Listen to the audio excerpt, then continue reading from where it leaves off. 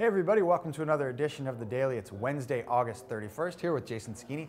I'm Nick Fershon. Jay, let's start with the U.S. Open Cup semifinals from Tuesday night, and the Seattle Sounders, the two-time defending champions, they're headed back to the final. They get a big win over FC Dallas. Yeah, Freddie Montero with a goal, great goal. Came right after he attempted a bicycle kick that went just wide.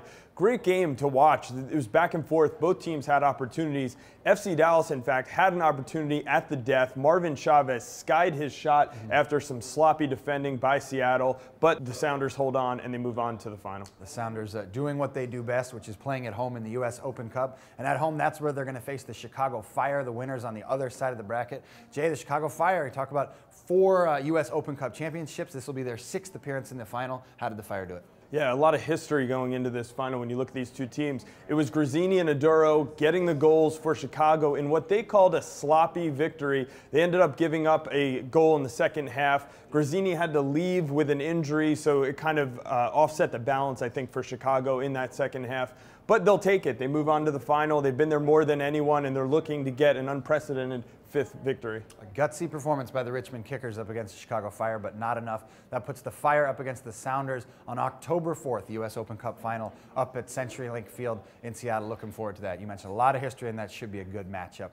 Let's move on to some MLS news, the latest injury news for a couple teams in the Eastern Conference, chasing some playoff spots, the Houston Dynamo and the New York Red Bulls. Yeah, these teams have switched places. Houston was on the outskirts of the playoffs. Now they're on the in the automatic spot, but there's plenty of games left to go. Houston looking to get some guys back on the field. Will Bruin, Danny Cruz kind of help them with depth as they get through the stretch run. They have 7 games left in MLS. They expect both those guys back on the field for reserve league games and friendlies within the next 2 weeks. And then you look at the New York Red Bulls. We've talked about the slide that they've had in this second half of the season. They're going to get Luke Rogers and Frank Roast back within the next 2 weeks. They're not sure if it'll be for their September 10th game or September 17th, but they expect them back for the stretch run of the season. A lot of teams taking advantage of this week off to get some healthy bodies back. One healthy body that is back is Stuart Holden, the U.S. international, playing with Bolton. His first action on Tuesday night with the Bolton reserves, a lopsided loss to Fulham, but a lot of U.S. fans excited to see Stuart Holden back after such a long